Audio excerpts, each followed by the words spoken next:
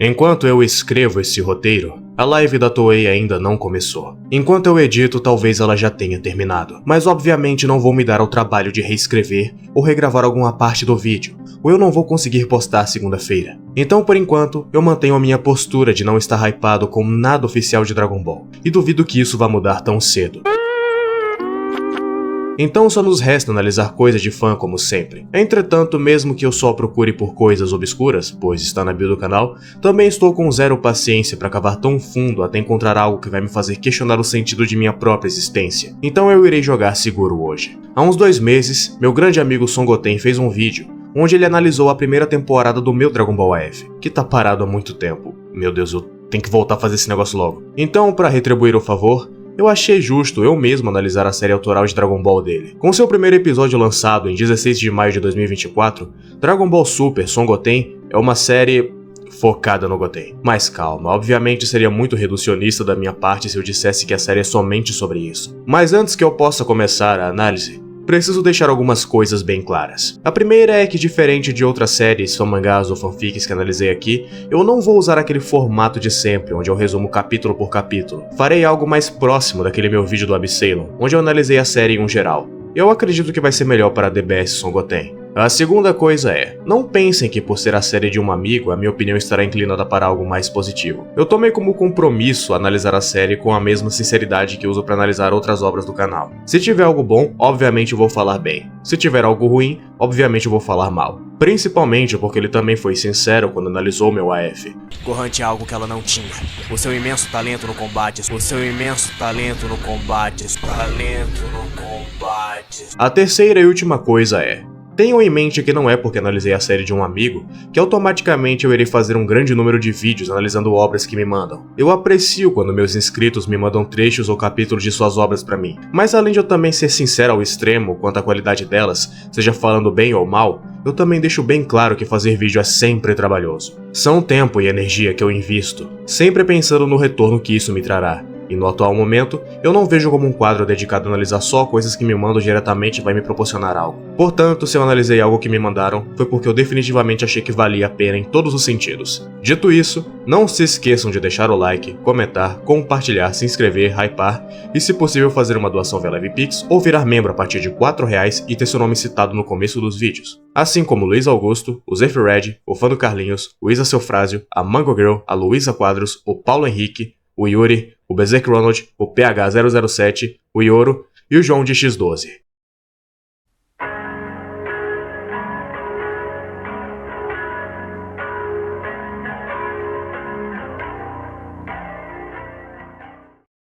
DBS Son Goten não começa como outras obras fan-made de Dragon Ball. Normalmente os guerreiros Z estão fazendo sei lá o que até que um vilão aparece e acaba com a paz de todo mundo. Aqui a ameaça não é mostrada de imediato, pois aqui ela está fora de alcance em todos os sentidos. Basicamente, nós estamos acompanhando um dia do Goten como um super-herói, enfrentando vilões e sendo mogado no processo. Eu não sou fã dessa coisa do Goten e do Trunks serem super-heróis, mas eu consigo entender a intenção do Goten aqui. Meu Deus do céu, vai ser horrível diferenciar o YouTube do personagem. Eu acredito que ele optou por começar a história a partir de um ponto já estabelecido na história original, ao invés de ter que fazer algo novo do zero e acabar gerando problemas narrativos. Então, por mais que eu continue não gostando dessa coisa que o Toyotaro fez, eu consigo relevar em nome do plot. No contexto da série, os guerreiros Z haviam ido enfrentar o Moro, então Goten era literalmente o único responsável pela Terra. Só que ele se vê impedido de cumprir essa função quando, luta após luta, ele sente estranhas dores no coração que parecem o deixar progressivamente mais fraco, ao ponto de que ele nem consegue mais virar Super Saiyajin. Tendo plena ciência de que estava doente,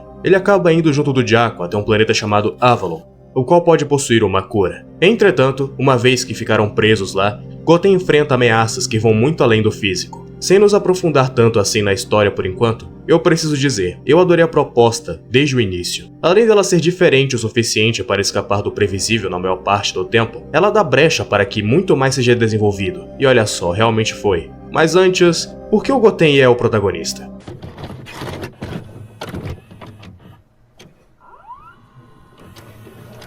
Opa, e aí pessoal do canal do Caído, tudo bem com vocês? Eu sou o Goten e vamos lá, né? Primeira pergunta, o que me motivou a fazer essa série? Bom, como muitos de vocês sabem, né? O Goten, ele é um personagem que não é muito bem tratado em Dragon Ball e, claro, essas foram a parte das razões também para eu ter criado o meu canal com esse nome. Mas eu criei a série com um pensamento em mente. O que aconteceria se o Goten tivesse destaque em Dragon Ball hoje em dia de uma forma que não fosse forçada? Ou seja, não é para ser forçado ele tirar um poder da bunda e vai superar todo mundo. E fosse de uma forma que genuinamente fizesse ele virar um personagem de verdade. Como que ele poderia não só receber um destaque, mas virar o seu próprio personagem, com os seus próprios problemas, os seus próprios dilemas e a sua própria questão, né? Algo que diferenciasse ele dos outros personagens. Fosse fazer alguém poder dizer: eu sou fã do Goten e não sentir vergonha.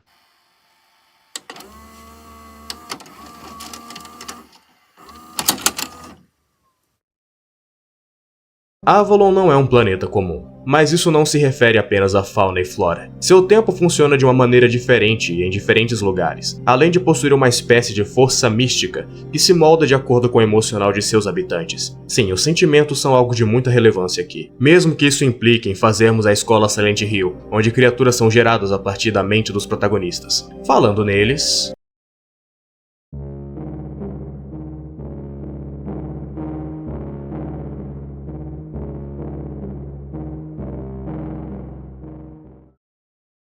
O autor... Vou ter que me referir assim ao Goten a partir de agora, senão fico doido. O autor foi bem econômico quanto ao número de personagens. E isso é uma coisa boa nesse contexto, já que assim você pode desenvolver eles com mais calma, e não precisa se preocupar muito com os mais secundários. Todo mundo aqui tem o seu arco, entre aspas, e suas próprias lores. É necessário afirmar que não é nada inovador, claro, mas não é porque algo é manjado que é mal feito. Guarde isso pra sua vida. Se você faz algo que não é inovador, faça questão de ao menos ser bom. Há dois personagens que eu prefiro falar a respeito só no final do vídeo, então por enquanto eu focarei somente em dois que têm uma presença constante na trama, Kozari e Emi. Ambos são irmãos e filhos do que é provavelmente o melhor personagem da série toda. Kozari era um menino que, mesmo muito novo, já tinha uma força absurda, mas possuía algum tipo de atraso, que o impedia de falar mesmo já tendo uma certa idade. Sua mãe nunca deixou de o amar, no entanto, mas lamentavelmente, em algum momento ela acabou contraindo uma doença muito semelhante à que o Goten sofria no tempo da série. Mesmo sendo tão pequeno, ele se deu a tarefa de explorar o planeta e encontrar a planta necessária para fabricar a cura. Seus sentimentos estavam tão fortes que as forças sobrenaturais do planeta agiram e formaram uma criatura que o perseguiu implacavelmente durante toda a aventura. Quando enfim chegou no local da flor, Kozari se viu impedido de a obter, pois ela estava selada atrás de uma porta que apenas poderia ser aberta com uma frequência sonora muito alta. Aquela foi a primeira vez que Kozari de fato conseguiu usar suas cordas vocais. Através do grito mais potente que conseguia dar, a passagem para a cura foi aberta, mas ao voltar para casa, foi tarde demais. Essa tragédia acabou o deixando ainda mais distante do pai, mas ao mesmo tempo, passou a treinar para que algo tão traumático quanto aquilo jamais se repetisse. Kozari tem um pouco da essência de heróis trágicos da dramaturgia grega, como aqueles escritos por Sófocles, que alcançam a verdade no exato instante que ela deixa de poder salvá-los de fato, além de ter desenvolvido uma culpa silenciosa, próxima do que Freud descreveu como luto não elaborado. A dor não chorada se transforma em uma estrutura de personalidade. Mas isso trouxe algum benefício de certa forma, pelo menos ao que se refere ao poder. Como em Dostoiévski, o sofrimento não o destruiu completamente, mas o refinou. A Amy pode até não ter tantas camadas quanto Kozari, mas isso não a torna menos interessante, principalmente porque ela é uma fofura, definitivamente. Ela também tem o seu pequeno background.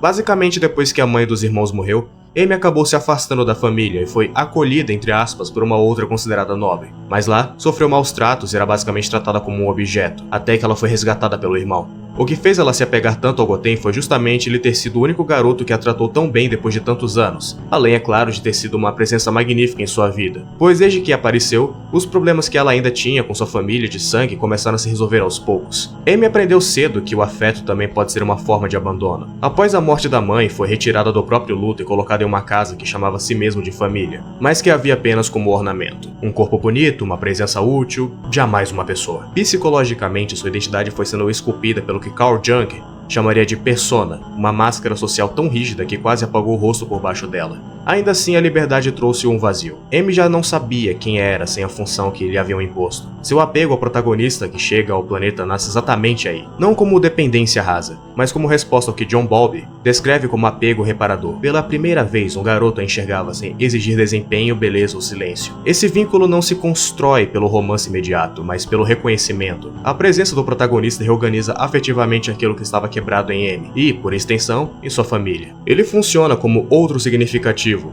de Lev Vygotsky, alguém que permite o desenvolvimento de novas formas de existir através da relação.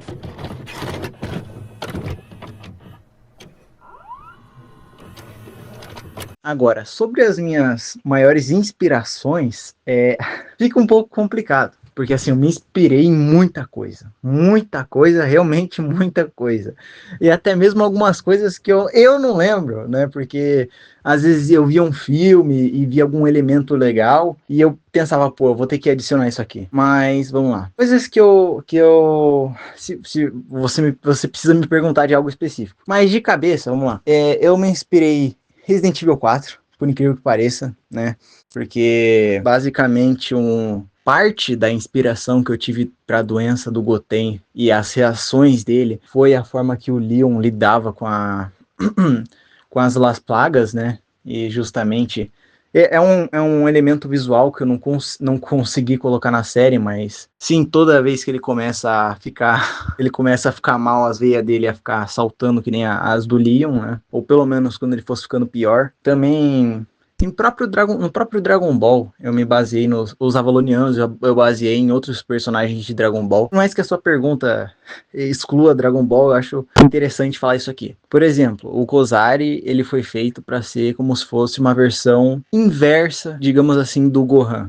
Ou seja, ele tem esse negócio de que ele tem um poder dentro dele, e ele gosta de estudar, ele gosta da paz, mas ele decidiu que ele não vai relaxar, né? Ele decidiu que ele vai ter esse peso de proteger as pessoas. E por isso ele abandona os estudos. É o caminho contrário do Gohan. Ou a própria M, que basicamente... Eu me inspirei em algumas partes, a Tite, mas também outras personagens de outras obras que eu também achei legal. O Avalon também, eu tenho muita inspiração em muitos personagens, tipo Saitama, Kratos, o Wolverine... o próprio Goku, certas inspirações no Goku, né? Dá pra ver, principalmente se você vê o passado dele. Eu também me inspirei naqueles vídeos, meme, tipo, e se o Goku fosse preso na sala do tempo, e sei lá o que.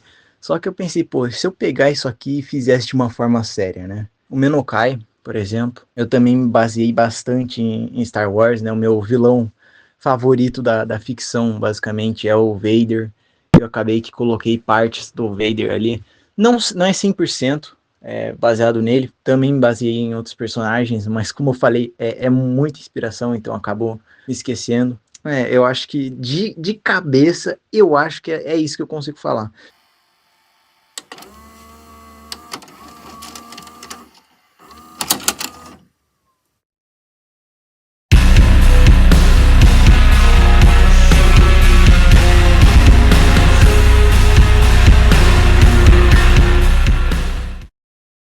Agora é o momento que eu começo minhas críticas mais pesadas. Por mais que eu tenha elogiado até agora a premissa, muitas das ideias e os personagens, eu devo dizer que o roteiro acaba capingando em algumas partes. O ritmo às vezes é meio lento, mas também rápido demais em muitas ocasiões. Mesmo conceitos interessantes, como o fato do tempo do planeta Avalon ser diferente do da Terra, não são muito bem explicados, já que parece que em alguns lugares o tempo passa de uma forma, mas em outros pontos passa de uma forma muito mais rápida, e isso nunca é explicado de fato. Eu gostei de grande parte dos diálogos, mas eu tenho que reconhecer que uma parcela deles é muito expositivo sem necessidade. E eu não me refiro apenas às explicações da lore, mas também aos próprios diálogos. Imagine conversar com um amigo seu e do nada ele começar a falar como ele gosta de você, e por que ele gosta de você, e quais as consequências de gostar de você, acho que você entendeu. Vou elaborar mais sobre o vilão no final do vídeo, mas uma coisa que eu não curti foi as primeiras aparições dele terem sido vagas demais. Nós realmente vemos que ele é o vilão e existe um mistério quanto a seus objetivos, só que perto das aparições reais dele, tanta coisa é só jogada na sua cara de uma só vez que você fica completamente perdido. Tipo, quem diabos é essa esposa dele? Quem são esses filhos dele? Acaba que eles ficam mais parecendo uns NPCs aleatórios. Mas assim, uma coisa que eu gostei muito foram as piadas. Assim, nada digno dos melhores filmes do Leslie Nielsen, mas o time delas ajuda muito na hora de arrancar umas boas risadas. A minha preferida é quando o Goten e o Kozari acabam de enfrentar um maluco. Só que o Kozari finge pro Goten que não tinha ninguém ali, fazendo ele acreditar por uns 5 segundos que era esquizofrênico.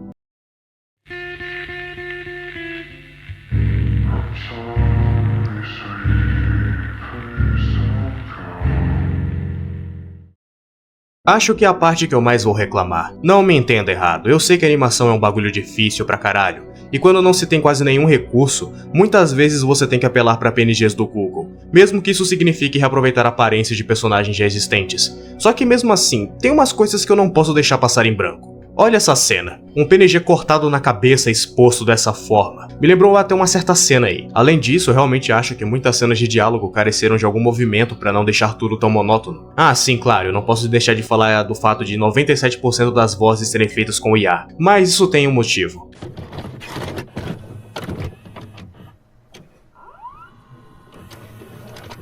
E, bom, o motivo de eu acabar usando vozes de IA, né, muita gente criticou e falou que não ia ver por causa disso, mas eu não tenho culpa, né? É porque, assim, no começo da série eu tentei, eu fui lá no meu servidor do Discord, né, e falei pra galera se alguém que tava disposto a poder dublar, mas acabou que não deu certo, né, não tinham pessoas o suficiente. Eu não sou um ator de voz bom o suficiente para entregar o que eu queria no Goten. E eu não tenho amigas mulheres, né? Eu não sou muito social, então isso aí acaba complicando um pouco, mas eu não teria ninguém para fazer as personagens femininas. Então, assim, já ia ser bem difícil, né? Num geral, o processo de dublagem. E provavelmente acabaria atrasando ainda mais os vídeos, né? Se eu pretendo refazer os episódios no futuro com dubladores, eu acho que sim, mas aí eu não sei se eu faria no mesmo formato que eu tô fazendo atualmente, né? Se eu for refazer, talvez já seja em formato de mangá. Mas eu não sei. Aí depende do feedback das pessoas, se elas querem rever a primeira temporada, só que agora dubladinho. Aí depende de vocês, né? Depende muito mais de vocês.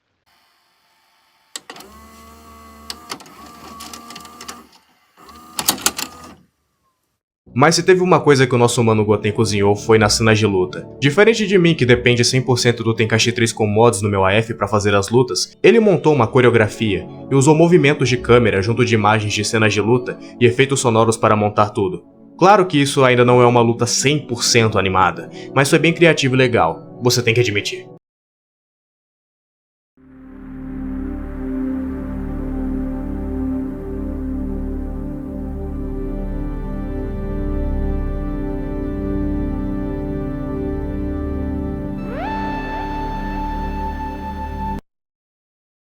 Eu sei que posso soar estranho por dizer que uma série com o nome de Dragon Ball Super Son Goten não é necessariamente sobre o Goten. Claro que uma das intenções era justamente dar mais destaque pra ele, mas isso não foi feito com a intenção de fazer ele vencer todas as lutas sem dificuldade alguma e ser o centro das atenções e ganhar poder sem necessariamente merecer, enquanto a única coisa que faz é farmar a aura mais ego. Na verdade, o Goten se ferra muito nessa história, mas isso é uma coisa boa, pois ele faz por merecer todas as conquistas durante a história, e isso está diretamente ligado a um dos temas mais recorrentes durante os episódios: a morte. Não só a doença do Goten que o enfraquece a cada dia, mas também a morte de personagens secundários que motivam de alguma forma personagens principais, a morte de vilões, ou até mesmo a incapacidade de alguns personagens realmente morrerem. Existe uma frase em latim muito conhecida e que muito provavelmente vai estar na thumb do vídeo, pois eu acredito que ela define muito bem a série, talvez não completamente, mas em algum nível. Memento mori. Lembre-se de que és mortal. Imagine que você está diante de um fim inevitável e começa a contemplar toda a sua vida até aquele momento. Todos os erros, tudo que você poderia ter feito diferente, mas não fez.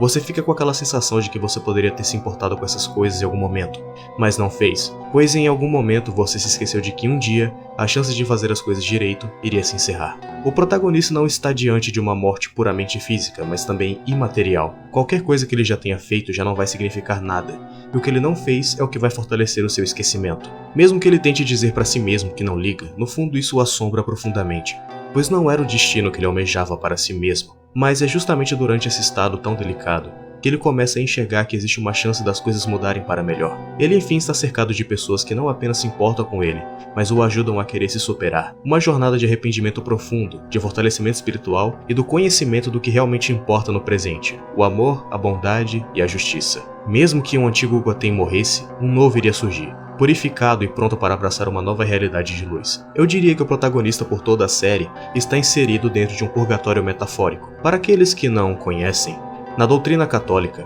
purgatório é justamente um estado temporário de purificação das almas, onde elas literalmente purgam seus pecados para alcançar o céu. E se você analisar nas entrelinhas, meio que essa é justamente a jornada do Goten mesmo. A morte também está presente na figura do vilão final da série, Menokai.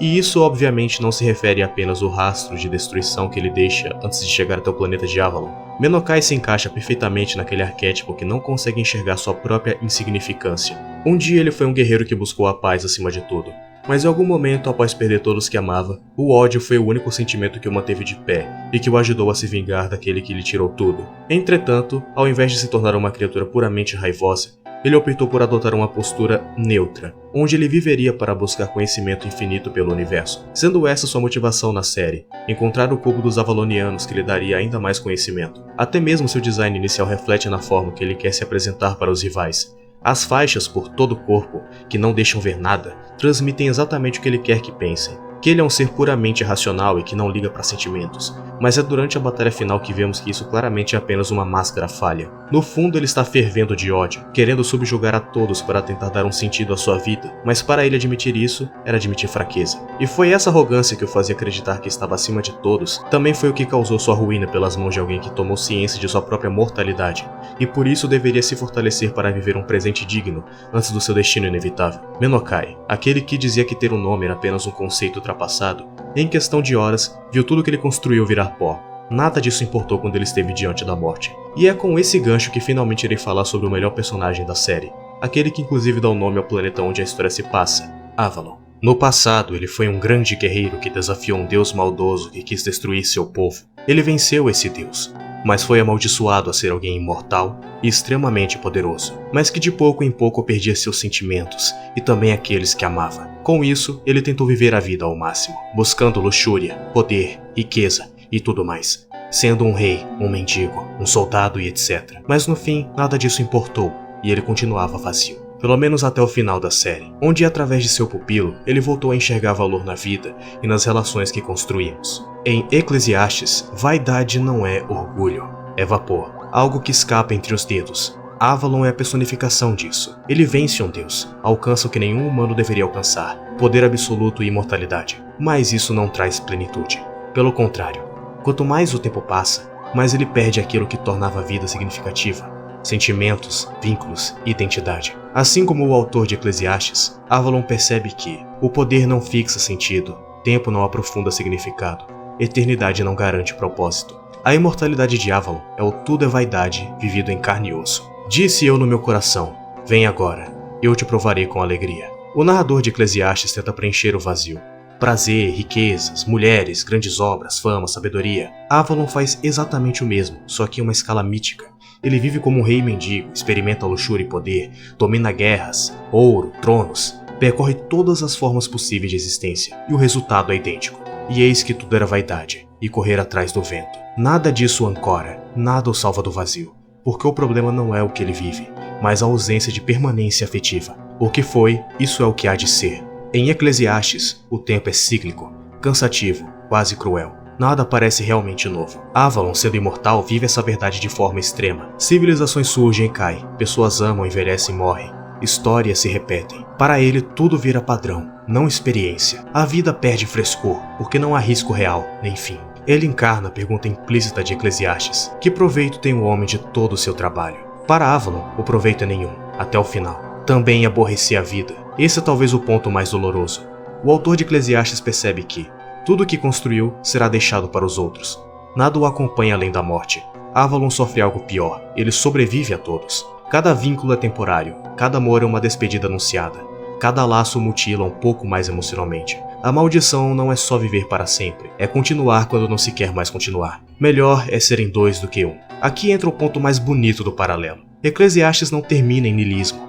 ele encontra um sentido humilde. Aproveitar o presente, valorizar o trabalho simples, reconhecer o valor do outro, temer ou respeitar algo maior que si. Avalon só reencontra sentido não em si, mas no outro, no pupilo. O pupilo faz o que o tempo não conseguiu, o reconecta à humanidade, devolve valor às relações, mostra que sentido não está na eternidade, mas no cuidado. Assim como em Eclesiastes, o sentido não vem do grandioso, mas do relacional. O pupilo não cura Avalon, ele apenas mostra que viver já é suficiente quando há alguém com quem viver.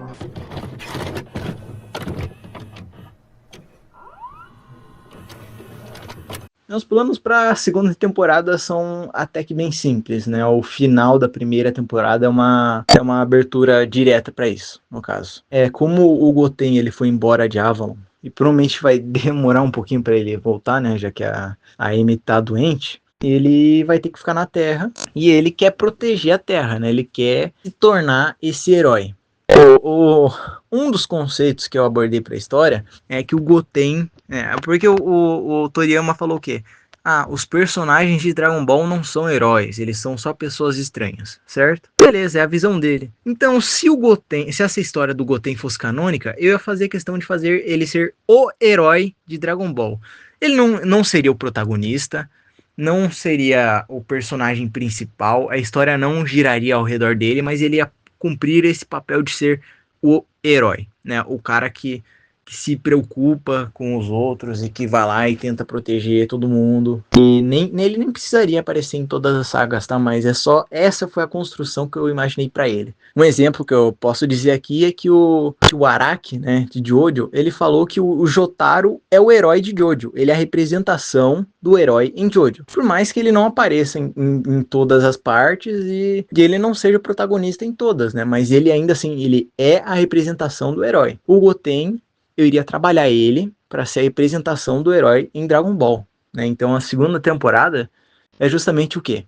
Agora ele tá na Terra, ele vai estar na sua vida normal, teoricamente, né? Porque ninguém sabe o que aconteceu lá em Avalon, então ele vai estar fazendo a mesma coisa que ele fazia no Super, só que agora ele quer fazer algo mais grandioso, né? Ele quer ser esse herói, ele vai continuar sendo o Saiyaman X2, né? E ele vai mudar de nome, como...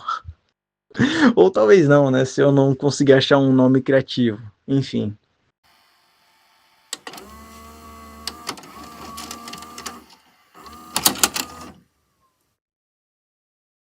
Dragon Ball Super Son Goten obviamente é uma série com defeitos, mas mesmo assim é uma das melhores que já tive o prazer de assistir. A história foi o que me conquistou do começo ao fim. Eu não tenho outra palavra para definir ela senão como linda, mostrando que você não precisa fazer uma trama de guerras multiversais, Goku Super Saiyajin 20.000 e Power Scaling para fazer algo bom. Dragon Ball Super Son Goten é um 9,7 de 10. Fiquem com Deus e até mais.